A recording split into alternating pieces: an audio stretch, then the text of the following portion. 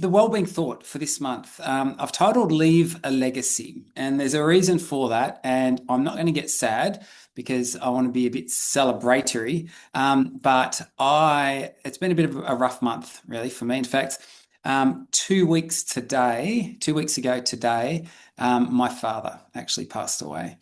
And my dad was a great guy. And in fact, it was one of my best mates in many ways. So we had last Friday, we actually had the memorial service for my dad. His name was Peter. My middle name's also Peter.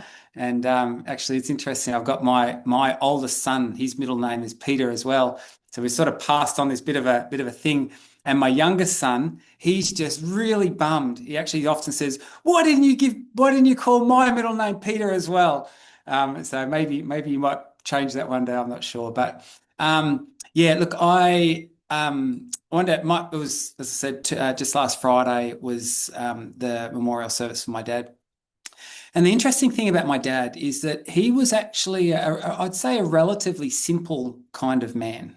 He was an electrician, so he worked as a tradesperson. He didn't really travel that far, but what was really heartwarming for me is that literally there were the several hundred people that came to his memorial service. And there was and it was actually a really beautiful event, and there was some wonderful and really touching things said about him. And of course, and I'll reflect on that a little bit more as we go. But at such times, and obviously we spent a lot of time, in the lead up to the memorial service and after Dad passing, looking at photos and talking about memories and at times like this, you can't help but reflect on legacy. And the legacy that you'd like to leave, and also reflecting on this bigger question of what does it actually look like to live a life well? Because it was really interesting to me at the service, had so many people use that sort of phrasing and that sort of terminology. They just said, your dad really lived a life, a great life, lived life well. And I thought to myself, what does that mean? What does that, if we reflect on that, what does it actually look like at the end of it all? When the story's told, what does it look like to live, a successful life, if you wanted to put it that way? And I love, and you may have seen this summation by the late great Stephen Covey. And Stephen Covey, for those of you, many be familiar with his work, but he was the one that wrote the classic is his 7 Habits of Highly Effective People. That was the book. And I know there are curriculum packages that are being built around that, and it's used in schools and businesses use it. He wrote another book called First Things First, which is a lesser known work of his, but I love that one. And in his works, this is what he summated. He said, if you want to talk about what it actually looks like to succeed in life, to live life well, this is it. He says it's living, it's to live. So to really be out there, be doing it and experiencing it, to love, that deep aspect of relationships, to love and be loved, to learn, so to be curious and to go after and learn new things and experience different things. And then last of all, he has to leave a legacy. And so those words always, ever since I heard them, they always often ruminate in my head, this to live, to love, to learn, to leave a legacy. And he says, this is what it looks like, to succeed in life, to live a life well. I also came across this poem, and this was by Ralph Waldo Emerson, and he asked himself this same question. He said, what does success look like? What does it look like to really succeed in life? And I've loved this little, almost a little poem, if you like. This is what it says. It says to laugh often and much, and I like that, often and much. So frequently and raucously, and that's so I love that aspect. To laugh often and much, to win the respect of intelligent people and the affection of children. And I find that, I know some people who are respected by, in scholarly circles, but then they're also, they can engage with young people, and kids, love hanging out with them. And I see, I think there's real wisdom in what he writes here, this idea of being able to connect with people of all different ages and ilks. To earn the appreciation of honest critics and to endure the betrayal of false friends. And that one there's challenged me at times when I've reflected on that, where I've had moments where you've just gone, what's happening here? To appreciate the beauty, and I think to look for the beauty in the world around us, because it's there. And sometimes you actually do have to look for it to truly appreciate it. To find the best in others. And I love that. I've actually, and I think about when I reflect on these sorts of ideas, I think of people that stand out in my mind, and I won't name names, but it wouldn't be a bad thing if I did, probably. But I know people that you only hear them say good things about other people. In fact, one thing that we say, and it's a high praise and a compliment when you hear people say, "I've never heard them say a bad word about anyone." Isn't that a remarkable thing? And my dad was like that. So to find the best in others, to leave the world a bit better, whether by a healthy child, a garden patch, or a redeemed social condition. And I love this, how it finishes, to know even one life has breathed easier because you have lived. This is to have succeeded. And I really like that. I think there's a whole lot of things that we can unpack and look at in that sort of that definition of Emerson. But this whole idea, at the end of the day, when our story is told, what do we want it to be? And in the weeks, and my dad, he'd actually he died of prostate cancer. He'd had prostate cancer for 23 years, interestingly enough. And I remember 23 years ago going to the first medical specialty appointment with him, where the urologist at the time, Dad actually asked one question, and he said to him, "How long do I have to live?"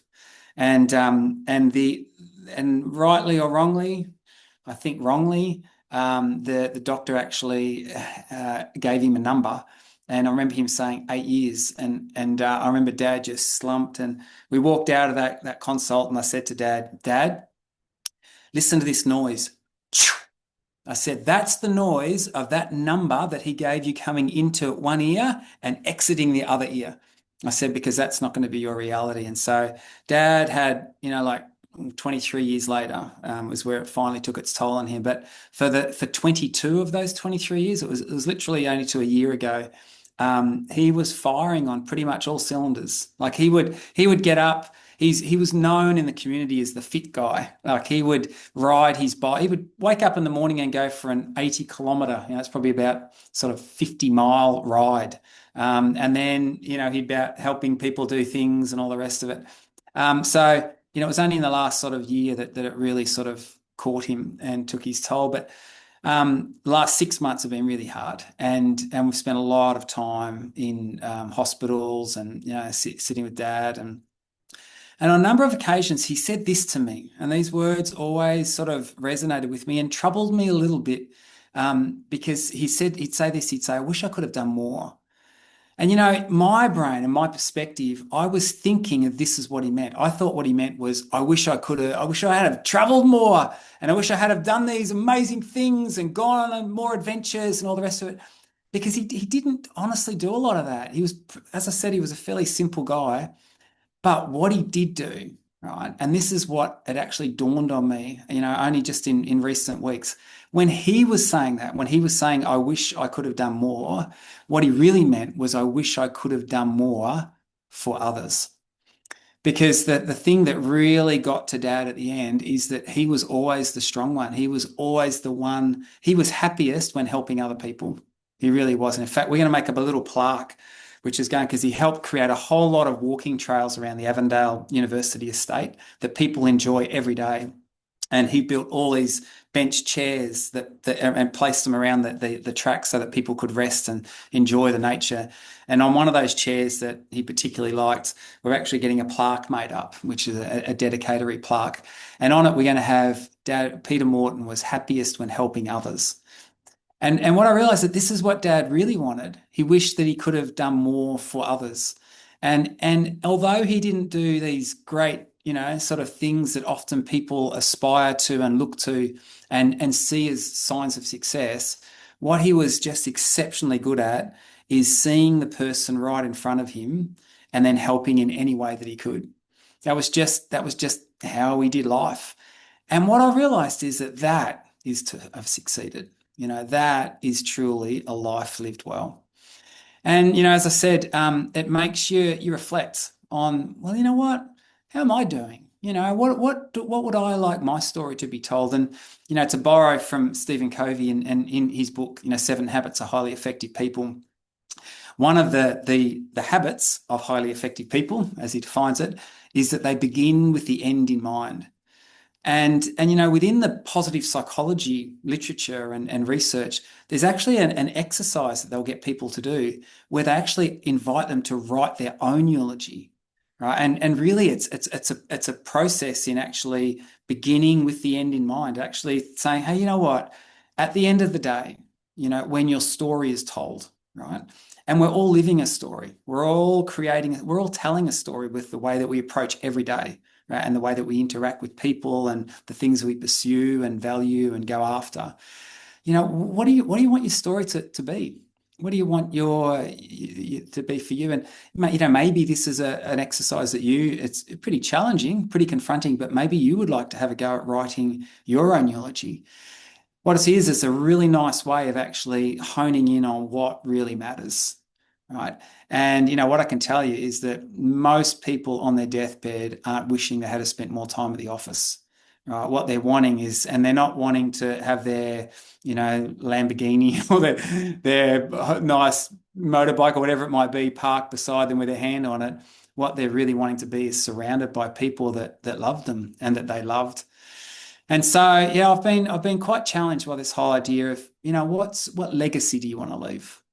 Well, now's the time to start, right? If you haven't already. Today is the first day of the rest of your life. So today, what would it look like to actually, get clarity around what legacy you'd like to leave, and what would it look like to go after that? Let's chat about that. I'll hand it over to Mandy, but here's some reflection questions that we could consider together.